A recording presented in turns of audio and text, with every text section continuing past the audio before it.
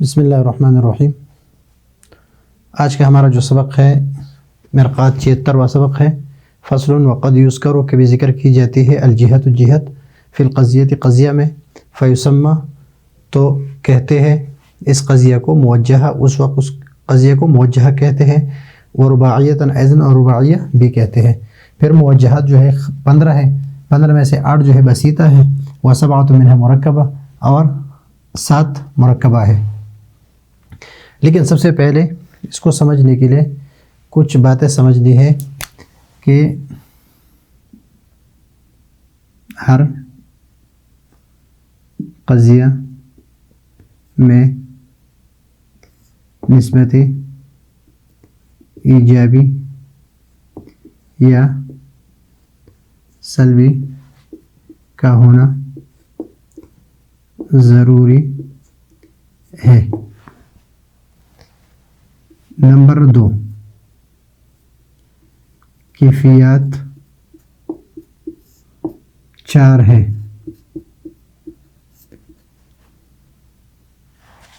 کیفیات 4 ہے۔ نمبر 1، ضرورت۔ نمبر 2، دوام۔ نمبر 3، فعالیت۔ نمبر 4، امکان۔ یہ باتیں یاد رکھنے کی ہے۔ ہر قضیہ میں نسبت ایجابی اور سلبی کا ہونا ضروری ہے۔ کیفیت 4 ہے، 1 ضرورت ہے، دوام ہے، فعالیت ہے اور امکان ہے۔ نسبت ایجابی اور سلبی مثلا کل انسان حیوان، ہر انسان حیوان ہے۔ کل فلک متحرک،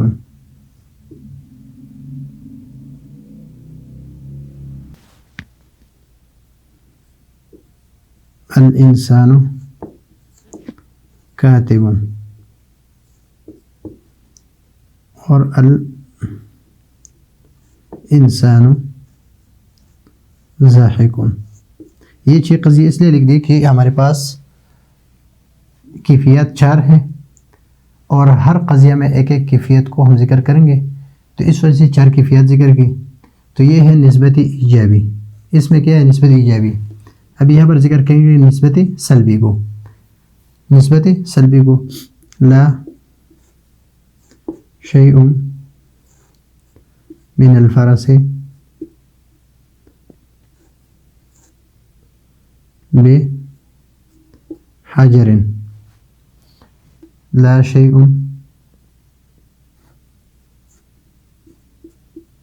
من الفلک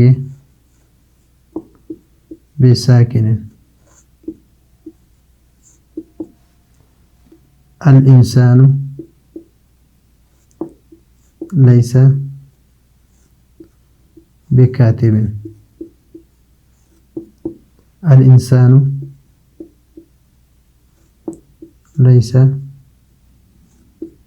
بضاحک۔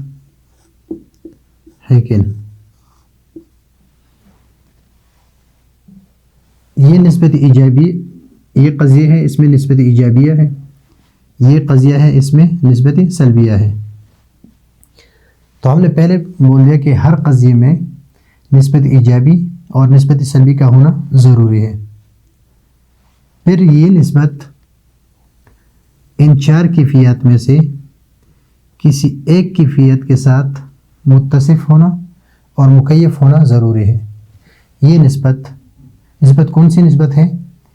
کہ محمول کی نسبت موضوع کی طرف ثبوت کا، اور محمول کی نسبت موضوع کی طرف نفی کا۔ یہاں پر نفی کا ہے اور یہاں پر ثبوت کا ہے، یہاں پر نفی کا اور یہاں ثبوت ہے۔ جو نسبت ہے یہ نسبت 4 کیفیات میں سے کسی ایک کیفیت کے ساتھ متصف ہے اور مکیف ہے۔ یہ ضروری ہے کہ کل انسان حیوان، کہ ہر انسان حیوان ہے، تو یہ تو یا ضروری ہے یا دائمی ہے یا فعلیت ہے اور یا امکان ہے۔ تو اس کے سمجھنے کے لیے ہم یہ پہلے ضرورت کے بارے میں بات کریں گے کہ ضروری کو ہم تعبیر کرتے کیسے؟ بالضرورہ سے. بالضرورہ ضروری اس کو کہتے ہیں کہ محمول کی جو نسبت ہے انسان کی طرف، اس کا جدا ہونا عقلاً کیا ہے؟ محال ہے. یعنی جب تک انسان ہے، حیوانیت کی جو نسبت ہے یہ اس کے ساتھ لگی ہوئی ہے، اس سے جدا نہیں ہو سکتی. اس کو ضرورت کہتے ہیں، اس کو ضرورت کہتے ہیں. تو ابھی یہ نسبت ایجابی، یہ جس کیفیت کے ساتھ متصف ہے تو اس کو ہم بالضرورہ کہتے ہیں. نسبت بالضرورہ، یعنی جو کیفیت ہے وہ کیفیت کیا ہے؟ بالضرورہ ہے. تو اس کو کہتے ہیں بالضرورہ کو، جو نسبت ہے اس میں نسبت کی جس کیفیت کے ساتھ مکیف ہے اس کیفیت کو ہم کیا کہتے ہیں؟ مادہ قضیہ. مادہ قضیہ، مادہ قضیہ کہتے ہیں. نسبت المحمول الی الموضوع کا ثبوت جو ہے، یہ ثبوت یہ ضروری ہے. ضروری کا مطلب یہ ہے کہ یہ اس سے جدا نہیں ہو سکتا. یہ اس کے ساتھ اس وقت تک ہے جب تک انسان ہے، تو انسان کے ساتھ حیوانیت لگی ہوئی ہے، یہ اس سے جدا نہیں ہو سکتی. تو اس کو کہتے ہیں، اس کیفیت کو کہتے ہیں بالضرورہ کی جو کیفیت ہے اس کو کہتے ہیں مادہ قضیہ. یہ مادہ قضیہ ہے، یہاں تک یاد رکھیے. ابھی یہ مادہ قضیہ ابھی لفظوں میں موجود نہیں ہے، ایک کیفیت کے ساتھ متصف ہے لیکن بالضرورہ کے ساتھ متصف ہے لیکن لفظوں میں موجود نہیں ہے. اور یہ وہ کیفیت کیا ہے؟ مادہ قضیہ ہے. لیکن اگر اس کو بالضرورہ جو کیفیت ہے اس کو ہم لفظوں میں ذکر کر دیں، لفظوں میں ذکر کر دیں کہ ہم کہیں کہ کل انسان حیوان بالضرورہ، تو جب ہم نے لفظوں میں ذکر کر دی تو اس کو کہتے ہیں جہت قضیہ. جہت قضیہ کہتے ہیں اس کو. اور یہ پورا جو قضیہ ہے اس کو کہتے ہیں موجہ. موجہ کہتے ہیں، اور رباعیہ بھی کہتے ہیں. اس لیے کہ پہلے اس میں موضوع، محمول اور رابط تھے، 3 تھے. ابھی بھی ضرورت ساتھ لگے تو جہت کے ساتھ یہ 4 اجزاء ہو گئی، تو اس وجہ سے اس کو رباعیہ بھی کہتے ہیں. دوسری جو کیفیت ہے وہ کیا ہے؟ دوام ہے. تو اس کو ہم تعبیر کرتے ہیں بالدوام سے. یہاں پر نسبت محمول الی الموضوع، یہ متحرک ہونا جو نسبت ہے فلک کے لیے، اس میں کون سی کیفیت ہے؟ یہ نسبت کون سی کیفیت کے ساتھ متصف ہے اور کون سی کیفیت کے ساتھ مکیف ہے؟ تو اس کو ہم دیکھتے ہیں بالدوام، کہ اس میں دوام ہے. دوام اس کو کہتے ہیں کہ جدائی کے امکان کے باوجود نسبت محمول الی الموضوع سے ہر وقت، یعنی نسبت محمول الی الموضوع جدائی کے امکان کے باوجود ہر وقت اور ہر زمانے میں موجود رہتا ہو، تو اس کو کہتے ہیں بالدوام. یعنی یہ ممکن ہے کہ یہ اس سے جدا ہو، یعنی فلک سے حرکت جدا ہو لیکن ابھی تک جدا نہیں ہے، ابھی تک جدا نہیں ہے، تو اس کو کہتے ہیں دوام. تو یہاں پر جو نسبت ہے، نسبت محمول الی الموضوع ہے. نسبت محمول الی الموضوع کا جو ثبوت ہے، جو نسبت ہے، وہ نسبت مکیف ہے کس کیفیت کے ساتھ؟ بالدوام کے ساتھ. ابھی بالدوام کے ساتھ یہ تو مکیف ہے، ہر قضیہ ایجابی سلبی ہونا ضروری ہے، اور ہر نسبت جو ہے وہ ان 4 کیفیات میں کسی ایک کیفیت کے ساتھ متصف ہونا ضروری ہے. جو کیفیت جس قضیے کے ساتھ ہے، نسبت کے ساتھ جو کیفیت ہے اس کو کہتے ہیں مادہ قضیہ. اگر اس کو ہم لفظوں میں ذکر کر دیں، لفظوں میں ذکر کر دیں بالدوام، تو یہ ہے جہت قضیہ. اور پورے قضیے کو ہم کہیں گے موجہ کہیں گے. اگر اس کو لفظوں میں ذکر نہ کریں، کیفیت تو ہے اس میں، بالدوام ہے، اس کے ساتھ ایک جو کیفیت لگی ہے وہ بالدوام کی ہے، لیکن اگر اس کو ہم لفظوں میں ذکر نہ کر دیں تو لفظوں میں ذکر نہ کرنے کی وجہ سے ہم اس قضیے کو پھر کیا کہیں گے؟ قضیہ مطلقہ کہیں گے. قضیہ مطلقہ کہیں گے. اور پھر اس کو ہم قضیہ موجہہ نہیں کہیں گے. لیکن اگر اس کیفیت کو ہم لفظوں میں بھی ذکر کر دیں، جو مادہ قضیہ ہے اس کو ہم لفظوں میں بھی ذکر کر دیں تو اس کو کہتے ہیں جہت قضیہ، اور پورے قضیے کو کہتے ہیں موجہہ. پھر فعلیت ہے. فعلیت کو ہم ذکر کرتے ہیں بالفعل سے، بالفعل سے. اور فعلیت کہتے ہیں کہ نسبت محمول الی الموضوع، نسبت محمول الی الموضوع یہ ثابت ہے، یعنی محمول کی جو نسبت ہے یہ ثابت ہے انسان کے لیے. یہ محمول کی جو نسبت ہے انسان کے لیے یہ تینوں زمانوں میں سے کسی ایک زمانے میں پائے جائے، تینوں زمانوں میں سے کسی ایک زمانے میں پائے جائے. انسان کاتب، مثلا ہم کہیں کہ بلب روشن ہے تو بلب موضوع، روشن محمول ہے، اور محمول کی نسبت موضوع کی طرف جس کیفیت کے ساتھ متصف ہے اگر ہم کہیں کہ یہ ضروری ہے تو یہ غلط ہے، اس لیے کہ بلب کے ساتھ روشن ہونا یہ ضروری نہیں ہے، کبھی ہے کبھی نہیں ہے، دائم بھی نہیں ہے. اس لیے کہ اگر دائم ہو تو پھر بلب ہمیشہ روشن ہوتا. لیکن یہ ہم کہہ سکتے ہیں کہ بالفعل ہے، یعنی تینوں زمانوں میں سے کسی ایک زمانے میں بلب روشن ہے، یا بالامکان ہے کہ تینوں زمانوں میں کہ یہ ممکن ہے بلب کا روشن ہونا اور نہ روشن ہونا دونوں ممکن ہے، ضروری نہیں ہے. تو فعلیت کے ساتھ الانسان کاتب بالفعل. تو یہاں پر کاتب کی جو نسبت ہے انسان کی طرف، یعنی محمول کی نسبت جو انسان کی طرف ہے وہ نسبت کیا ہے؟ فعلیت کے ساتھ متصف ہے. فعلیت کے ساتھ، اور فعلیت کا معنی میں نے آپ کو بتا دیا کہ فعلیت کا معنی یہ ہے کہ تینوں زمانے میں سے کسی ایک زمانے میں پایا جائے. نسبت محمول الی الموضوع تینوں زمانے میں سے کسی ایک زمانے میں پایا جائے تو اس کو ہم بالفعل اور فعلیت کہتے ہیں. اگر اس بالفعل اس میں یہ کیفیت موجود ہے پہلے سے تو اس کو ہم مادہ قضیہ کہتے ہیں. لیکن اس کو اگر ہم تعبیر کریں کسی لفظ سے، یعنی مثلا بالفعل سے ہم نے اس کو تعبیر کر دیا تو پھر اس کو جہت قضیہ کہتے ہیں، جہت قضیہ کہتے ہیں. اور پورے قضیے کو قضیہ موجہہ کہتے ہیں، پورے قضیے کو قضیہ موجہہ کہتے ہیں. اگر جہت قضیہ مذکور نہ ہو اور صرف یہ قضیہ ہو، کیفیت اس میں ہے، ہر نسبت ایجابی اور سلبی کہ ان چار کیفیت میں سے کسی ایک کیفیت کے ساتھ متصف ہونا یہ بھی ضروری ہے. اور جس کیفیت کے ساتھ متصف ہے اس کو مادہ قضیہ کہتے ہیں. اگر اس کیفیت کو لفظوں میں ذکر کیا جائے تو اس کو کہتے ہیں جہت قضیہ، اور اس قضیے کو ہم کہتے ہیں موجہہ. پھر الانسان ضاحک، یہ چوتھی قسم ہے امکان. اس کو ہم بالامکان سے تعبیر کرتے ہیں، بالامکان سے. اور بالامکان کا مطلب یہ ہے کہ نسبت محمول الی الموضوع یہ ضروری نہیں ہے، یہ ضروری نہیں ہے. جب ضروری نہیں ہے تو یہ دونوں کی، یہ نسبت دونوں کی، الانسان جو ہے یہ صلاحیت بھی ہے اس میں کہ یہ ضاحک ہو، اور یہ صلاحیت بھی ہے کہ یہ ضاحک نہ ہو. صلاحیت دونوں کی، یعنی وجود اور عدم دونوں کی صلاحیت کو قبول کرتا ہے. تو اس کو کہتے ہیں الانسان ضاحک بالامکان.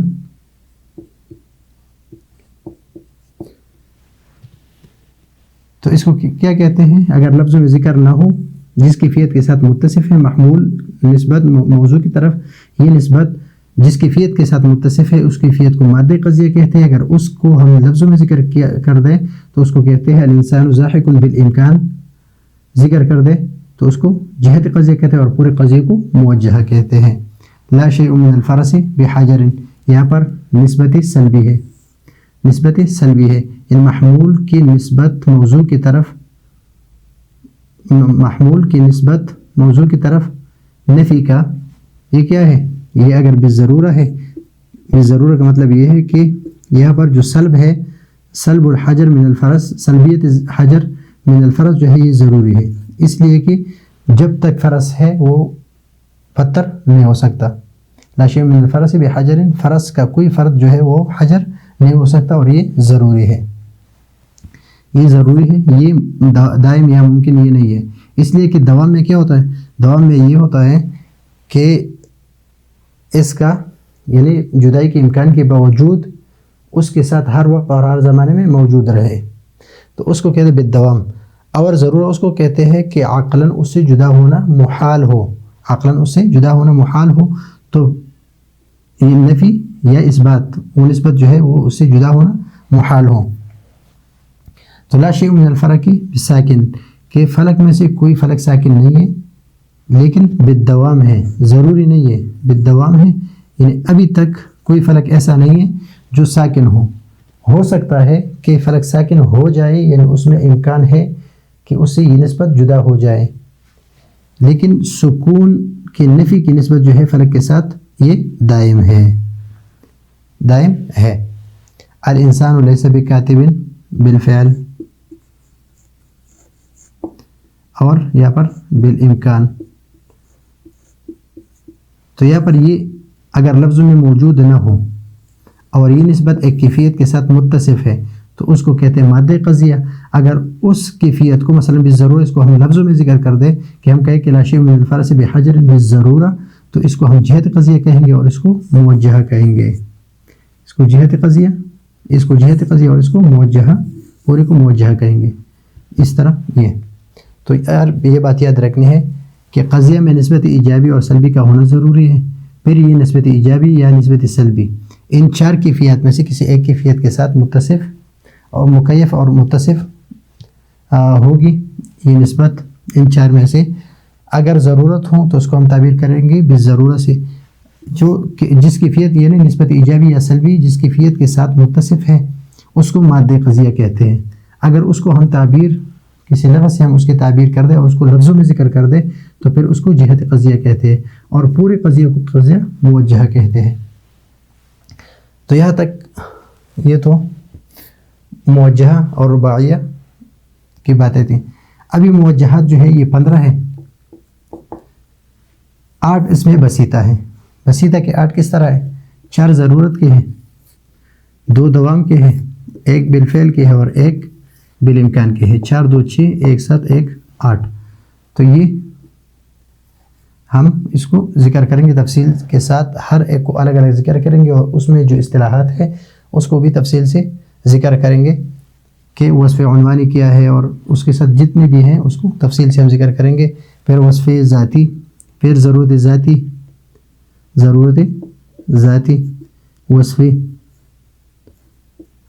وقتیہ اور منتشرہ، اور دوام کے جو وصفی ہے اس کو کیا کہتے ہیں؟ مشروطہ عامہ. ذاتی ہے اس کو ضروریہ مطلقہ اور وقتیہ مطلقہ، اور منتشرہ مطلقہ. پھر دائمہ کے دائمہ مطلقہ، اور عرفیہ عامہ، اور فعالیت کے ہے مطلقہ عامہ، اور امکان کے ہے ممکنہ عامہ. تو یہ 8 موجہات ہے. اس کو ہم تفصیل سے پڑھیں گے. جب ہم اس کو پڑھ لیں گے پھر اس کے بعد ہم مرکبہ پڑھیں گے تو کچھ اس کے اصطلاحات ہم سمجھ چکے ہوں گے اور کچھ ادھر سمجھیں گے. تو انشاءاللہ موجہات جو ہے اس کو آسانی کے ساتھ ہم سمجھیں گے بھی اور حل بھی کر سکیں گے اس کو تفصیل کے ساتھ انشاءاللہ. تو یہ ہے آج کا ہمارا سبق کو میں نے بالکل آسان انداز سے سمجھایا. پھر بھی اگر اس میں کوئی مسئلہ ہو تو آپ پوچھ سکتے ہیں. اگلے سبق کے لیے اجازت چاہتے ہیں. اللہ حافظ.